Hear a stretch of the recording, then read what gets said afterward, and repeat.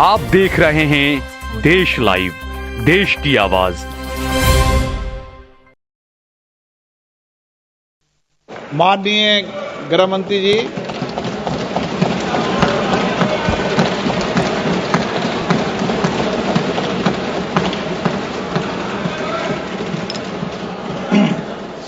माननीय अध्यक्ष जी, आज जो मेरे साथी मंत्री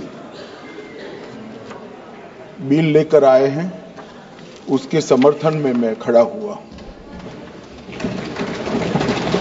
माननीय अध्यक्ष जी, मैं सुबह से जो चर्चा चल रही है 12 बजे से,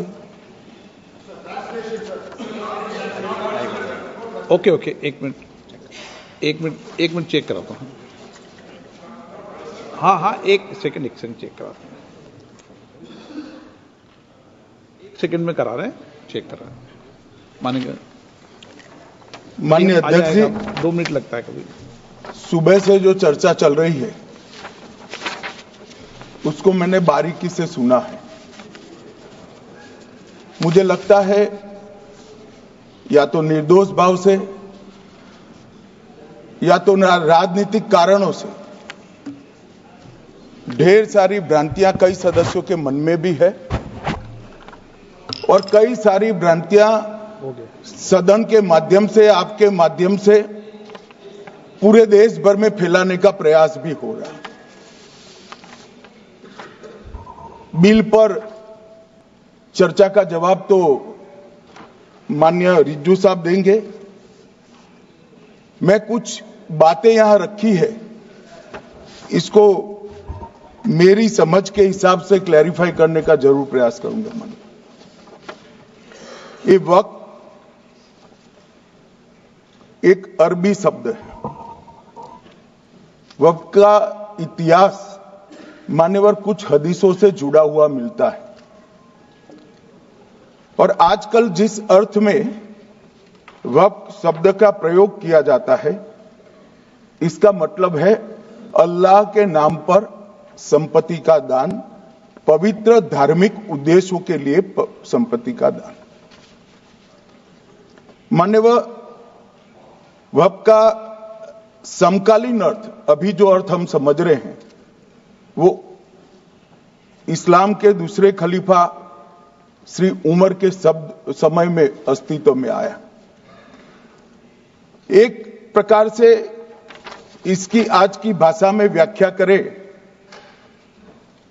तो वक्फ एक प्रकार का चैरिटेबल एंडोनमेंट है और जहां एक व्यक्ति संपत्ति, भूमि या मूल्यवान संपत्ति धार्मिक या सामाजिक भलाई के लिए दान करता है, बिना उसको वापस लेने के उद्देश्य से वहां वक्फ की रचना कर। इसमें दान देता है, वो शब्द का बड़ा महत्व है। दान उस चीज का ही कर्ज किया जा सकता है जो हमारा है। सरकारी संपत्ति का दान मैं नहीं कर सकता। मान्यवर, किसी और की संपत्ति का दान मैं नहीं कर सकता। दान उसी चीज का किया जाता है जो हमारा है। मान्यवर, इसी विषय पर ये सारा जो बहस चल रहा है। भारत का जहां तक सवाल है, दिल्ली में सल्तनत काल के प्रारंभ में मुइज़ुद्दीन घोरी के समय पर पहली बार वक्फ अस्तित्व में आया। अंग्रेजों के जमाने में 1863 के धार्मिक दान अधिनियम से चलता था। बाद में चैरिटेबल प्रॉपर्टीज एक्ट 1890 से चला। उसके बाद 1913 में मुसलमान वक्फ वैलिडेटिंग एक्ट अस्तित्व में आया। तब तक ये सारी प्रक्रियाएं चैरिटेबल एक्ट के तहत चलती थी। मान्यवर, आजादी के बाद वही एक्ट को 1954 में वक्फ के केंद्रीकरण के लिए बदला गया। 95 में वक्फ न्याय अधिकरण और वक्फ बोर्डों की स्थापना की। अब ध्यान से सुनिएगा मान्यवर, वक्फ परिषद और वक्फ बोर्ड ये 1995 से आए। ये पूरा झगड़ा जो चल रहा है, आपने नॉन हिंदू को रख दिया और नॉन मुस्लिम को रख दिया, गैर मुस्लिम को रखा। वो झगड़ा वक्फ में दखल करने का है।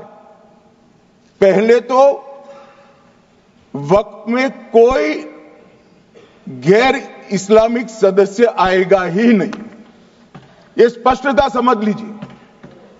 ना मुतवल्ली गैर इस्लामिक होगा, ना वाकिफ गैर इस्लामिक होगा। मान्यवर, वहां कोई प्रोविजन नहीं है। जो धार्मिक संस्थाओं का संचालन करते हैं उसमें कोई गैर मुस्लिम व्यक्ति रखने का प्रावधान किया भी नहीं है, हम करना भी नहीं चाहते हैं मान्यवर। इसलिए जो बड़े बड़े भाषण करते हैं कि समानता का अधिकार चला गया, दो धर्मों के बीच में समानता नहीं रही, मुसलमानों के धार्मिक अधिकारों के बीच में दखल खड़ी हो जाएगी, कुछ नहीं होने वाला मान्यवर।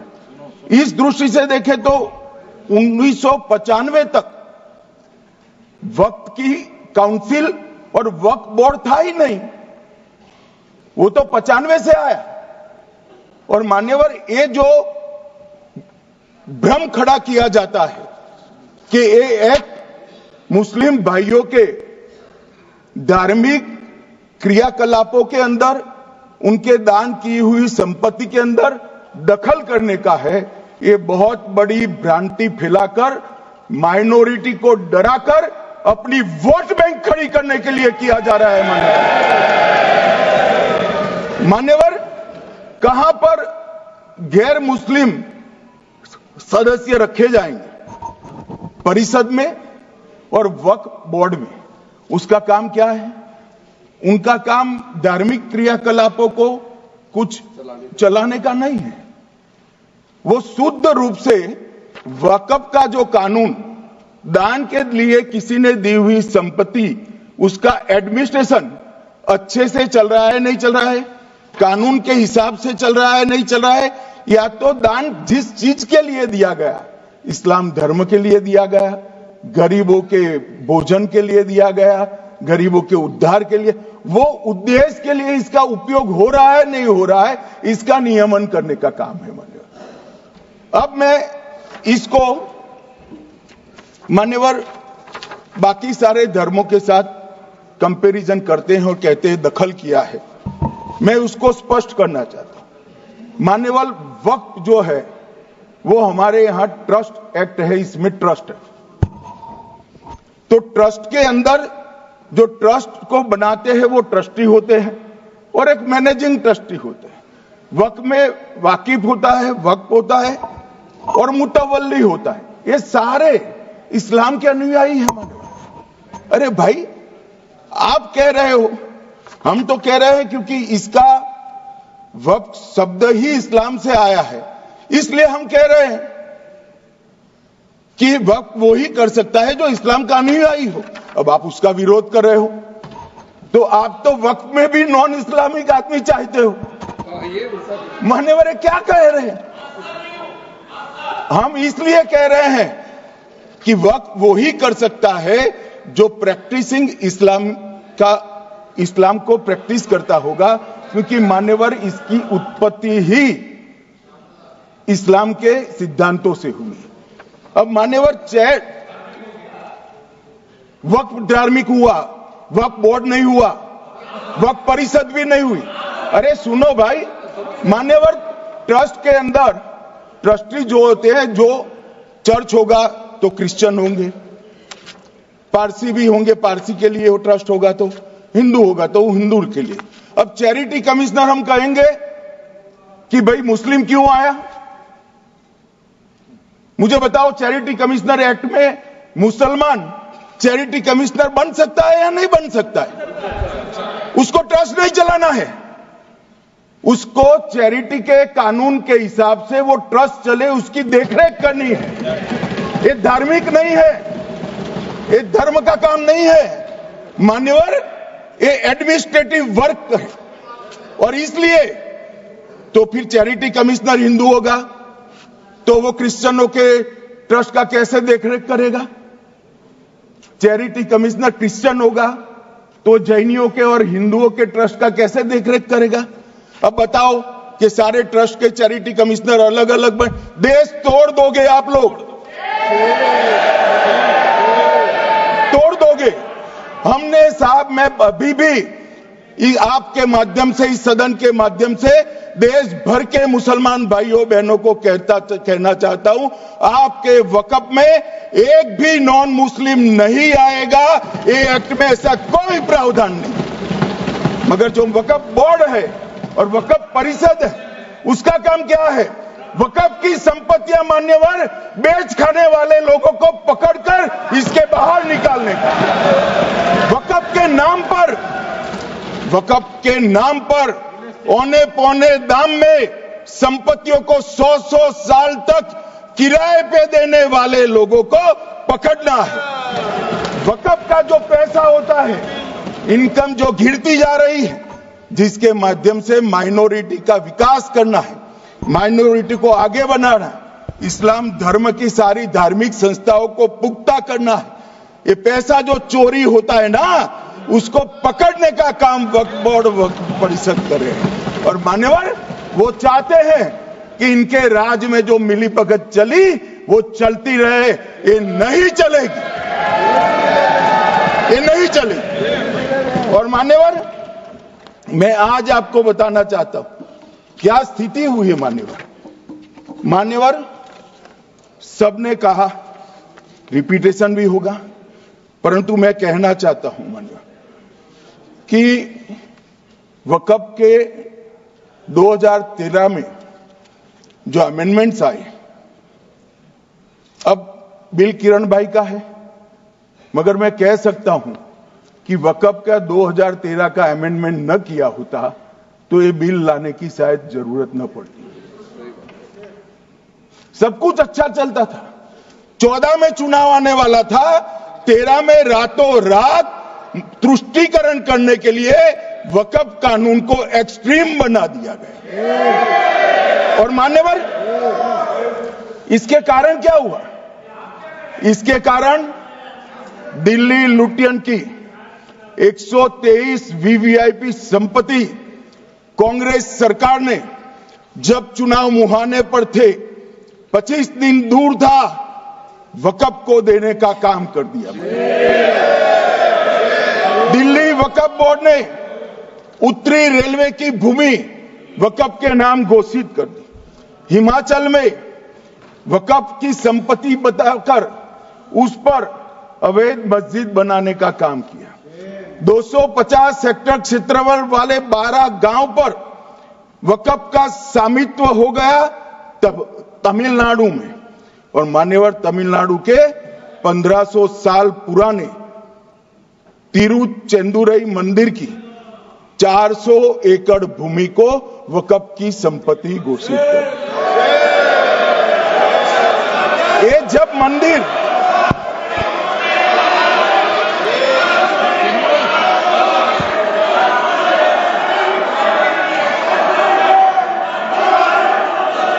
आपको मौका मिले जब अपनी बात कह देना, प्लीज बैठिए।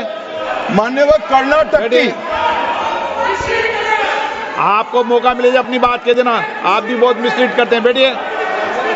गृह मंत्री जी। मान्यवर, कर्नाटक की मणिपट्टी समिति का रिपोर्ट मैं पढ़ रहा हूं, इसमें मेरा कुछ नहीं है, खड़े मत हो जाना। ये मणिपट्टी समिति का रिपोर्ट है। 29,000 एकड़ भूमि वक्फ की बिजनेस के उपयोग के लिए किराए पर दे दी। मान्यवर, 2001 से 12 के बीच 2 लाख करोड़ की वक्फ की संपत्ति निजी संस्थानों को हस्तांतरित कर दी 100 साल की लीज पर। मान्यवर,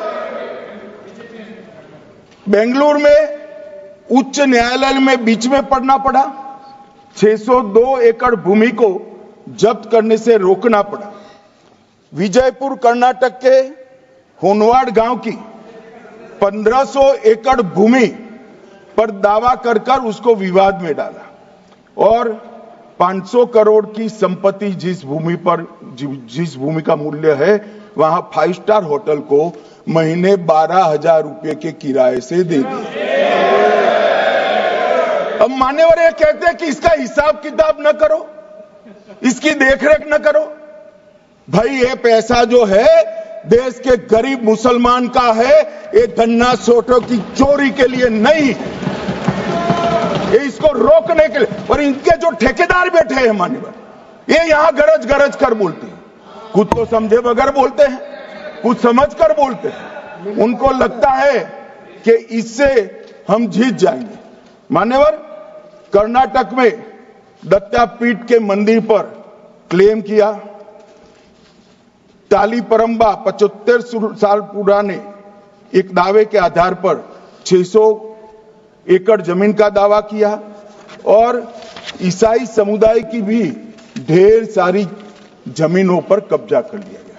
मान्यवर, आज देश के कई गणमान्य चर्च और चर्च के समूह वक्फ बिल का समर्थन कर रहे हैं। उनको लगता है कि इसका विरोध कर हम मुस्लिम भाइयों की सिंपैथी जीतकर अपनी वोट बैंक पक्का करेंगे, उसमें कोई फायदा नहीं होगा अखिलेश। इसलिए कि 4 साल में मुस्लिम भाइयों को मालूम पड़ जाएगा कि ये कानून तो उनके फायदे में है। और इसके साथ ये दक्षिण के सारे जो सांसद बोल रहे हैं, अपनी अपनी कॉन्स्टिट्यूएंसी में सारे चर्च को मान्यवर नाराज कर रहे हैं, उनको पता नहीं, सारे चर्च को नाराज कर रहे हैं। सारे चर्च ने रिजोल्व किया है कि हम खिलाफ इसका हम समर्थन करते हैं। मान्यवर, तेलंगाना में 66,000 करोड़ की 1700 एकड़ जमीन पर दावा कर दिया। असम में मोरीगांव जिले की 134 एकड़ भूमि पर दावा हुआ। बिहार का मैं लालू जी के कोर्ट के साथ बाद में बताता हूं। गुरुद्वारा से संबंधित हरियाणा की 14 मरला भूमि को वक्फ को सौंप दिया। और मान्यवर, प्रयागराज में चंद्रशेखर आजाद पार्क को भी वक्फ घोषित किया। और मान्यवर, महाराष्ट्र के वडानगे गांव में महादेव की मंदिर पर दावा किया और बीड में कंकलेश्वर मंदिर की 12 एकड़ जमीन वक्फ बोर्ड ने जबरन ले ली। मान्यवर, ये सब जब जो चल रहा है, इसमें आज भी मैं स्पष्ट करना चाहता हूं, वक्फ जो कि मुस्लिम भाइयों की धार्मिक क्रियाकलाप और उनके बनाए हुए दान से ट्रस्ट है, उसमें सरकार कोई दखल करना नहीं चाहती है। मुतवल्ली भी उनका होगा, वाकिफ भी उनका होगा, वक्फ भी उनका होगा। परंतु वक्फ की संपत्ति, इसका रख रखाव ठीक से हो रहा है नहीं। वक्फ का संचालन कानून के हिसाब से हो रहा है, निजी उपयोग के हिसाब से। सैकड़ों साल पहले किसी बादशाह ने दान किया, हमारी भाषा में कहो तो धर्मादा किया। अब इसकी संपत्ति को आप 12,000 रुपये में 5 सितारा होटल बनाने के लिए दे देते हो, ये उचित है क्या? भाई वो पैसा गरीब मुसलमान के कल्याण के लिए करिए, तलाकशुदा महिलाओं के कल्याण के लिए करिए, जो अनाथ बच्चे हैं उसके कल्याण के लिए करिए। मान्यवर, ये करने की जगह बेरोजगार मुसलमान युवाओं के लिए स्किलिंग का काम करिए। लाखों करोड़ों रुपए की भूमि मान्यवर, और इनकम 126 करोड़ रुपया। रेलवे की जितनी जमीन है, जिसमें हजारों करोड़ लाखों करोड़ का रेलवे का कारोबार चलता है, इतनी भूमि वक्फ के पास है और इनकम 126 करोड़ रुपए। मान्यवर कहते हैं कि इनकम का क्या उद्देश्य है?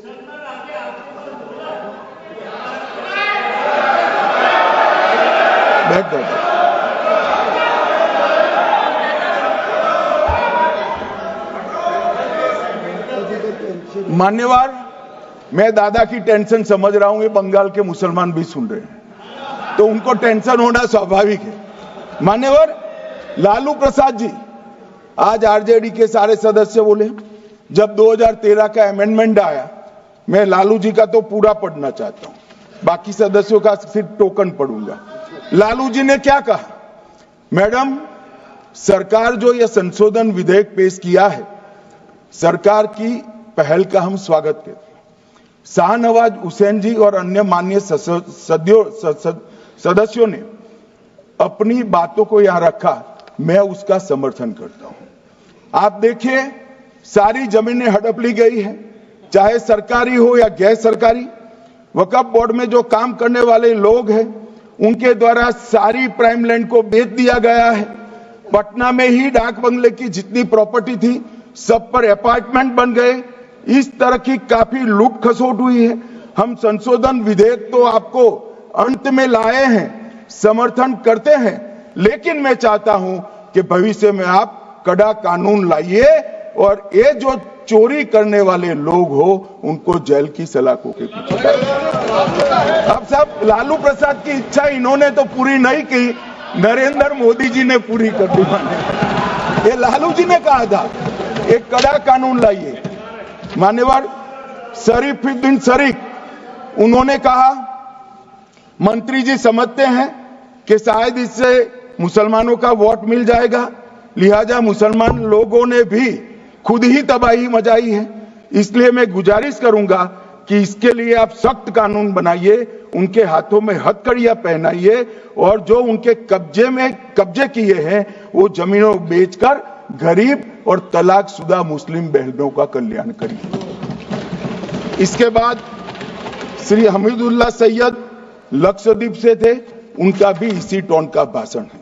और मान्यवर, मैं आज की बात नहीं कर रहा हूं, 2013 का जो बिल कांग्रेस पार्टी लेकर आई, इसके विरोध में इनके समर्थकों ने जो कहा था, मान्यवर ये है। और क्या होगा भाई इससे? पारदर्शी ऑडिट होगी, आज ऑडिट ही नहीं हो रही। रिपोर्ट ऑनलाइन जमा करने की सिस्टम नहीं है, वो होगी, रिपोर्ट देनी पड़ेगी, बैलेंस शीट जमा करनी पड़ेगी, ऑडिट होगी, कैग के रिटायर्ड ऑफिसर ऑडिट करेंगे और मान्यवर पारदर्शिता आएगी। इससे क्यों डरना चाहिए किसी को? पारदर्शिता से क्यों? और वक्फ बोर्ड और वक्फ परिषद, इसका कोई ऑर्डर हम ऐसा नहीं लिख रहे हैं कि कोर्ट में नहीं जा सकते। आपने तो कर दिया था कि एक ऑर्डर को कोई कोर्ट में चैलेंज ही नहीं कर सकता, पूरा संविधान वहां समाप्त कर दिया मान्यवर। और मान्यवर, हम तो इसको कहते हैं कि कोई भी चैलेंज कर सकता है कायदे की अदालत में। इस देश में संविधान का राज है, ग्रीवेंसेस जिसका भी हो कोर्ट में जा सकता है। 2013 में जिसकी भूमि हड़पी, इसके ग्रीवेंसेस को भी कोर्ट के फोरम से बाहर करने का पाप एक कांग्रेस पार्टी ने किया। मान्यवर, एक अफवाह और फैला रहे, रिट्रोस्पेक्टिव इफेक्ट से आ रहा है। मैं स्पष्ट कर देना चाहता हूं, इस सदन में बोलने के वक्त जिम्मेदारी के साथ बोलना चाहिए। अगर ये कानून का पहला पेज और तीसरी तक धाराएं भी पड़ी होती तो इसमें स्पष्ट लिखा है, ये कानून का अमल जिस दिन पारित होने के बाद भारत सरकार नोटिफिकेशन बाहर निकालेगी, उस दिन के बाद होगा। मतलब रिट्रोस्पेक्टिव इफेक्ट नहीं है, मगर मुस्लिम भाइयों को डराया जा रहा है कि रिट्रोस्पेक्टिव इफेक्ट से आएगा। मान्यवर, ये कह रहे हैं कलेक्टर क्यों रखा है? मुझे एक बात बताओ भाई, जो बता सकते हैं। अगर किसी मंदिर के लिए जमीन खरीदनी है तो जमीन की मालिकी किसकी है वो हमारे देश में कौन तय करता है? सबको मालूम है, कलेक्टर करता है सर, रेवेन्यू ऑफिसर वही है। तो अगर वक्फ की भूमि जो वक्फ कर रहा है उसकी है या नहीं है, इसकी जांच कलेक्टर करे तो इसमें आपत्ति क्या है? वक्फ तो दान है भाई, और दान अपनी संपत्ति का किया जा सकता है, किसी और की संपत्ति का नहीं किया जा सकता। गांव में कोई बेचारा अमेरिका गया है 4 महीने पढ़ने के लिए, घूमने के लिए, आता है तो कि वक्फ घोषित हो गया। कोई कारोबार करने के लिए दिल्ली आया, आता है तो कि वक्फ घोषित हो गया। अरे ऐसे नहीं होता भाई, कलेक्टर को पूछना पड़ेगा सरकारी संपत्ति है या नहीं है, इसकी जांच करनी चाहिए या नहीं करनी चाहिए। ढेर सारे मंदिर बनते हैं, बने भी है, बनेंगे भी, ढेर सारे चर्च बने हैं, गुरुद्वारे बने हैं, सरकारी संपत्ति पर बन सकते हैं क्या? नहीं बन सकते मान्यवर। जहां वक्फ की घोषणा होती है वो भूमि सरकारी है या नहीं है वो सत्यापित करना ही चाहिए और कलेक्टर के अलावे इसको कोई सत्यापित नहीं। मान्यवर, इन्होंने मैंने पहले भी बताया मान्यवर, कोर्ट को भी रास्ते से निकाल दिया। मैं बाद में बात करता हूं मान्यवर, ये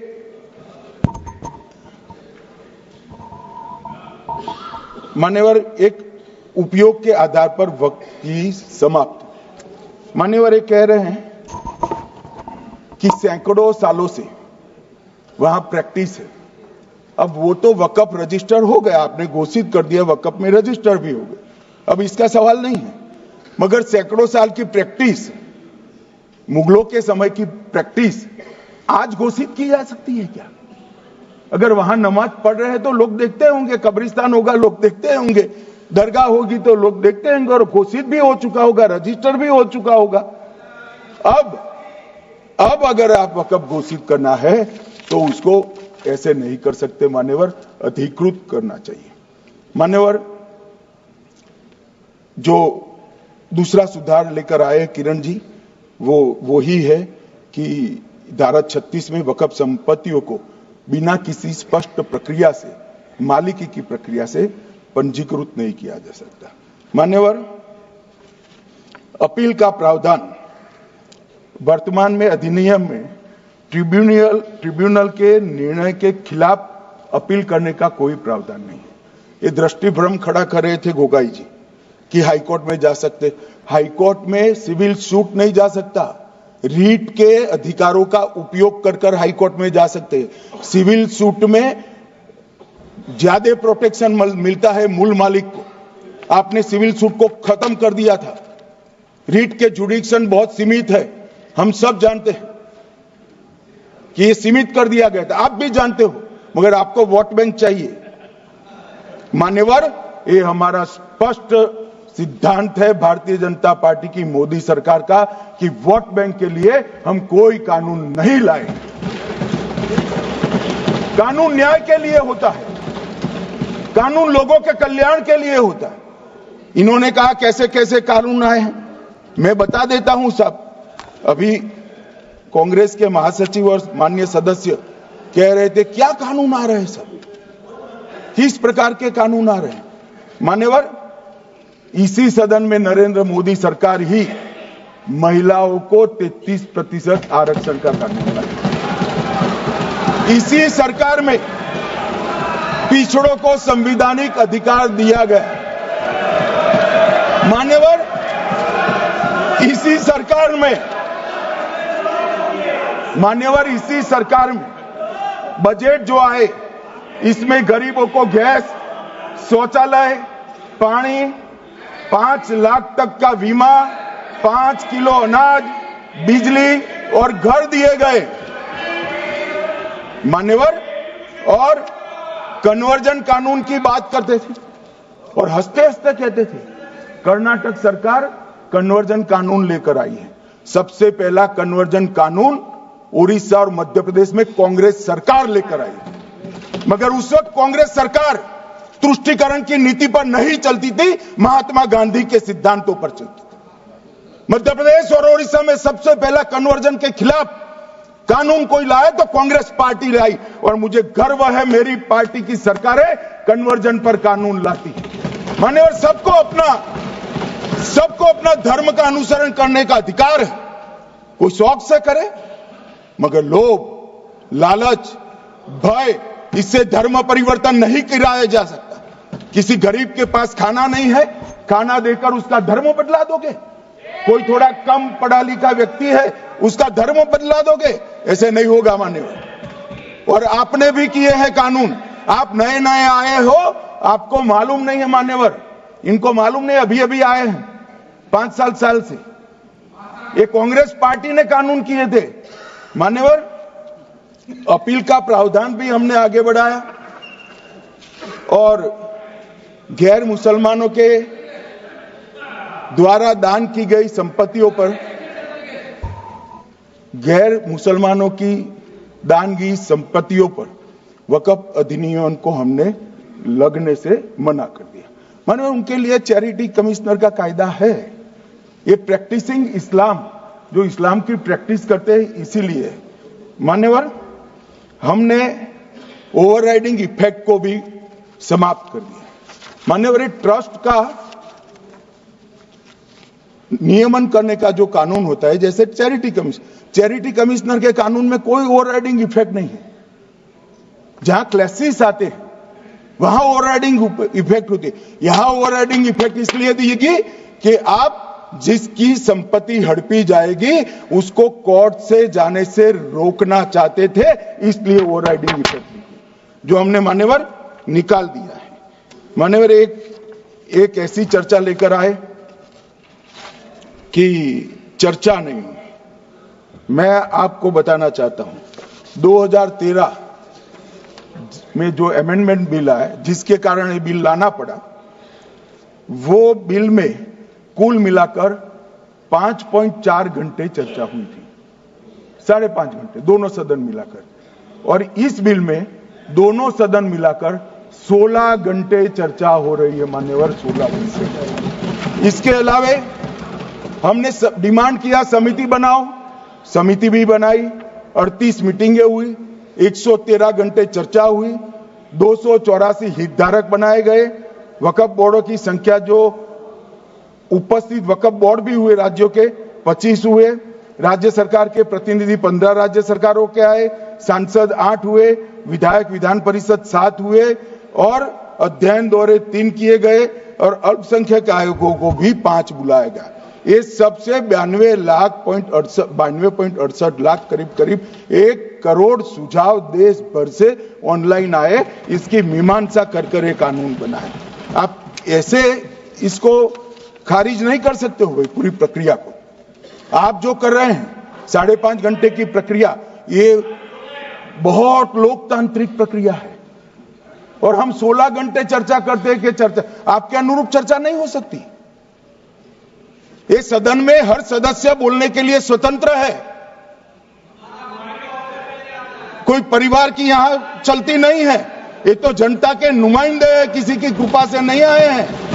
मान्यवर, जो दिल में है, जो जनता की आवाज है, वो रखेंगे। मान्यवर, एक सदस्य द्वारा कहा गया कि ये मिसलीडिंग है कि पुराने कानून में 2013 के जो अमेंडमेंट्स थे उसमें अपील का प्रोविजन था।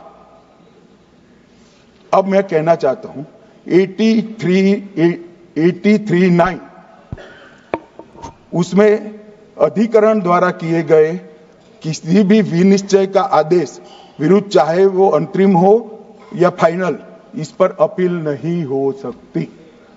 इसका मतलब अपील का प्रोविजन आपने रखा ही नहीं था।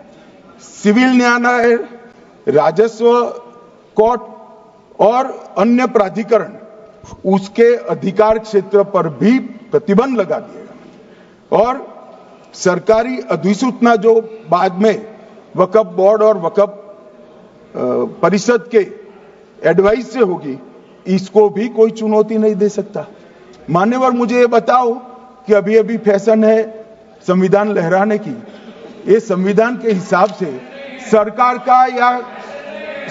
का या किसी भी निजी संस्था का कोई भी फैसला मान्यवर कायदे की कोर्ट से बाहर कैसे हो सकता है? कोई भी फैसला हो, ये देश की अदालत वो फैसले तक रुचि नहीं रखेगी। नागरिक ग्रीवेंसेस लेकर कहां जाएंगे? जिसकी भूमि हड़प कर ली गई वो कहां जाएगा? ऐसा नहीं चलेगा। आपकी वोट बैंक के लिए आपने किया था, हम खारिज कर रहे हैं, ऐसा नहीं चलेगा। अदालत में जाइए, जिसको ग्रीवेंसेस है आइदर और साइड से, और अदालत न्याय करेगी। न्याय के लिए तो अदालतें बनी हैं। और मान्यवर, यहां एक सदस्य ने कह दिया माइनॉरिटी इस कानून को स्वीकार नहीं करेगी। क्या धमकाना चाहते हो भाई? संसद का कानून है, सबको स्वीकार करना पड़ेगा। स्वीकार नहीं करेंगे मतलब क्या है? कैसे बोल सकते हैं कोई हम कानून को स्वीकार नहीं करेंगे? ये कानून भारत सरकार का है, हर एक पर बंधन करता होगा और इसको स्वीकार करना पड़ेगा। मान्यवर, ये हमने तो खैर वक्फ को छेड़खानी नहीं की, वक्फ बोर्ड और वक्फ परिषद के अंदर बदलाव किया है, मगर वक्फ के लिए भी क्या क्या जजमेंट आए। सैयद फजल पुकोया थंगल बनाम भारत संघ 10/11/28 को केरल उच्च न्यायालय ने उन्होंने कहा वक्फ बोर्ड एक स्टैट्यूटरी बॉडी है, यह मुस्लिम समुदाय का प्रतिनिधि निकाय नहीं है। इसका फंक्शनिंग मान्यवर एडमिनिस्ट्रेटिव है। धार्मिक क्रियाकलापों को तो वक्फ ने करना है, चाहे कब्रिस्तान हो, चाहे दरगाह हो, चाहे मस्जिद हो, चाहे चैरिटी का काम, वो वक्फ बोर्ड को नहीं करना है भाई। ये केरल हाईकोर्ट ने किया, इलाहाबाद हाईकोर्ट ने भी, उसने तो मुतवल्ली तक भी कहा है, मगर हम मुतवल्ली तो जो धर्म का है वही रखेंगे।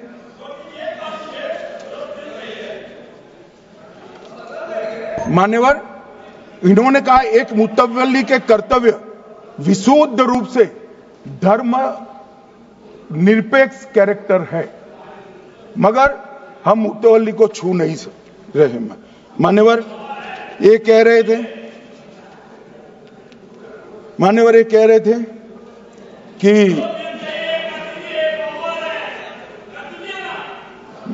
मान्यवर ये कह रहे थे कि कोई गड़बड़ियां नहीं हुई। मान्यवर,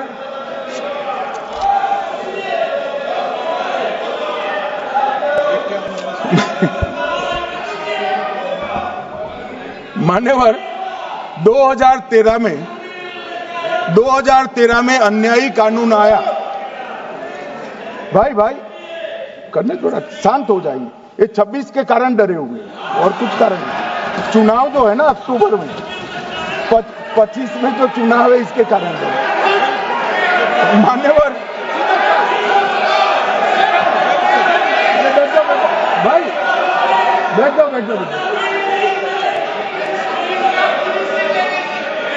मान्यवर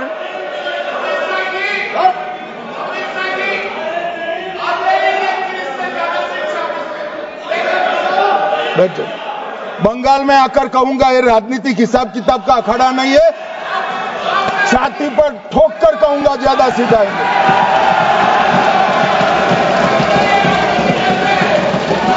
मान्यवर 2013 के,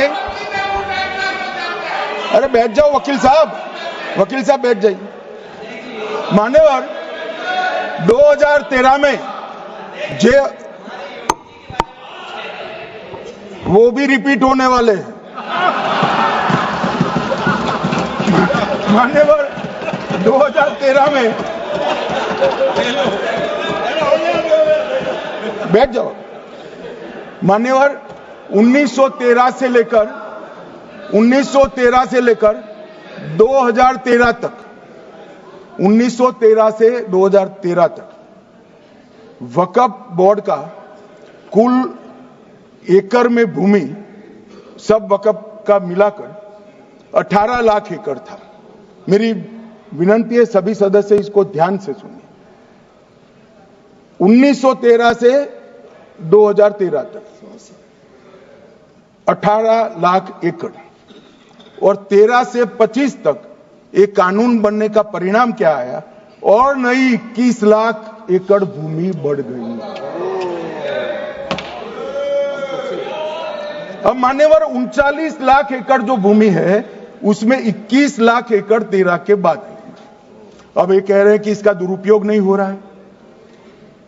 मान्यवर, और लीज पर दी गई संपत्तियां 20,000 थी और 25 में रिकॉर्ड के हिसाब से, हो सकता है गलत भी हो सकता है, रिकॉर्ड्स के हिसाब से शून्य हो गई। तो मान्यवर संपत्तियां कहां गई? मान्यवर बेच दी गई। किसकी संपत्ति से, किसकी परमिशन से बेचा?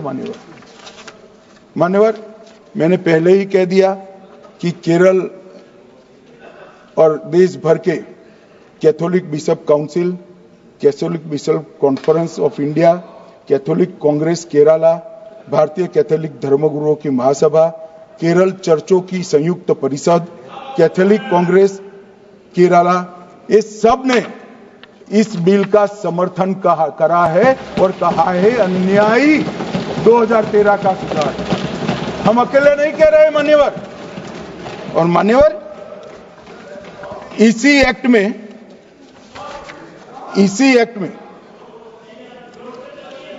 हमने एक बात कही कि जो योगदान था वक्फ बोर्ड का वो 7% से घटाकर 5% कर दिया। मान्यवर, अब ये जो कह रहे हैं ये मुसलमान भाइयों के हित में कह रहे हैं जिसका विरोध कर रहे हैं या अहित में? अगर 7 से 5% हमने कम किया तो कहां जाएगा? वो वक्फ में रहेगा। वक्फ बोर्ड का कम किया है। जो मस्जिद चल रही है उसको हमने 2% बढ़ाया है। ये उल्टा समझ रहे हैं मान्यवर। ये बिल जमीनों की सुरक्षा प्रदान करेगी मान्यवर। किसी की जमीन अब घोषणा मात्र से वक्फ नहीं बनेगी, उसको प्रोटेक्शन मान्यवर। पुरातत्व विभाग और एएसआई की जमीन को हम सुरक्षा देंगे। आदिवासी भाइयों की शेड्यूल 5 और शेड्यूल 6 की जो जमीन है वो सुरक्षित हो जाएगी। निजी संपत्ति जो आम नागरिकों की है वो भी सुरक्षित हो जाएगी। और वक्फ करने के लिए स्वामित्व को दान तो साहब अपनी संपत्ति का ही कर सकते हैं, गांव की संपत्ति का दान नहीं कर सकते। तो वक्फ निजी संपत्ति से ही स्वामित्व के बगैर नहीं हो पाएगा। इसमें पारदर्शिता लाने के लिए सूचना की प्रक्रिया को दाखिल किया गया है।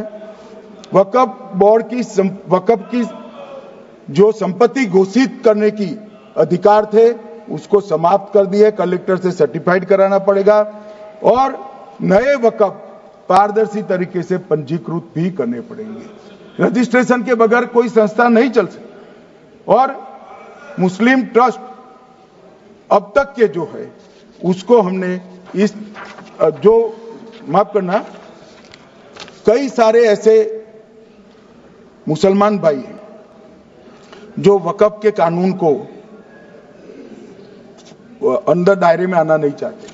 मुझे मिले थे वोरा समाज वाले, वोरा समाज है, अहमदिया है, कई सारे ऐसे समुदाय हैं, सिया भी है, पसमंदाओं के भी कुछ ट्रस्ट हैं।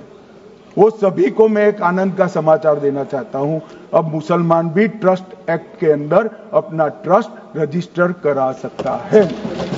इसके लिए कंपलसरी नहीं है कि वो वक्फ के कानून में भी जाए, चैरिटी कमिश्नर एक्ट के तहत वो करने वाला है। मान्यवर, भूमि के रिकॉर्ड का कार्यालय होगा, समाचार पत्र और क्षेत्रीय भाषाओं में इसकी एडवर्टाइज दी जाएगी। ढेर सारे प्रावधान मान्यवर इसके अंदर किए हैं। महिला, सिया, पसमंदा, वोरा, अहमदिया, उनका हमने समावेश किया ही है।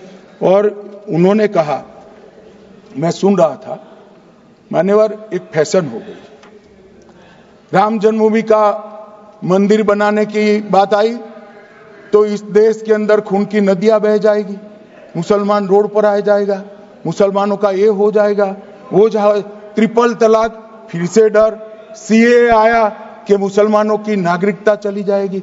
जिन जिन ने भाषण किया है, एक मुसलमान की नागरिकता गई है तो बता दो। मुसलमान भी जानता है।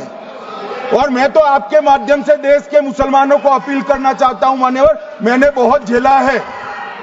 ये कहते थे कि सीए कानून मुसलमानों की नागरिकता लेने 2 साल हो गए, एक भी मुसलमान की नागरिकता गई है तो सदन के पटल पर रखी। कितना झूठ फैलाया इन्होंने। मान्यवर, धारा 370 हटाई, ये कह रहे थे मुसलमानों का ये हो जाएगा, वो हो जाएगा, फिर से उमर अब्दुल्ला जीत कर आज शासन कर रहे हैं। आतंकवाद समाप्त हो गया, विकास शुरू हो गया, पर्यटन बढ़ गया। मान्यवर, एक कांग्रेस पार्टी और उसके साथियों ने मुसलमान भाइयों को डरा डरा कर अपनी वोट बैंक खड़ी करने का काम किया। हम नहीं डरा रहे मुसलमानों को, आप डरा रहे हो भाई। आप कह रहे हो ये हो जाएगा। मैं कहता हूं इस देश के नागरिक को किसी भी धर्म का हो कोई आंच नहीं आएगी मान्यवर।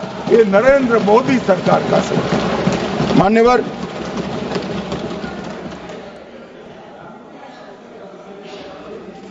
इनको मान्यवर ना पिछड़ों की चिंता है ना मुसलमानों की। ये सालों से जातिवाद और तुष्टीकरण इसके आधार पर काम करते हुए आए हैं और जातिवाद और तुष्टीकरण की राजनीति कर कर अपने परिवार की पॉलिटिक्स को आगे बढ़ाए हैं।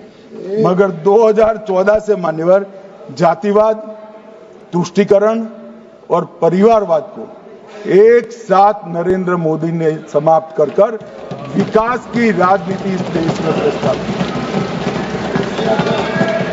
पॉलिटिक्स ऑफ परफॉर्मेंस, परफॉर्म करिए और चुनकर आइए। 3 टर्म मोदी जी को चुना है और 3 टर्म भारतीय जनता पार्टी की सरकार रहने वाली है। मेरी बात ठीक कर मान्यवर।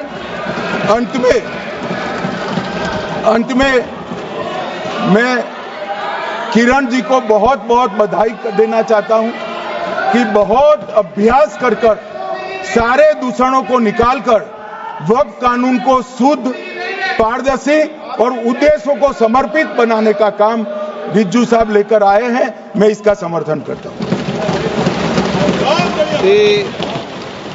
ईटी मोहम्मद बशीर, आप कुछ बोलना चाहते थे? छोड़िए, गृह मंत्री जी ने विषय रख दिया। मेरा नाम सर माननीय वेणुगोपाल जी ने लिया था और सर मैंने बड़ा स्पष्टता से सर कह दिया था। छोड़िए, ईटी मोहम्मद बशीर बाद में करो। ईटी मोहम्मद बशीर छोड़िए।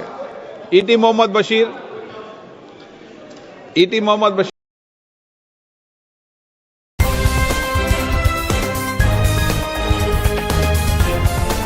देश और दुनिया की तमाम छोटी और बड़ी खबरों के लिए हमारे चैनल को सब्सक्राइब करना न भूलें और बेल का बटन जरूर दबाएं।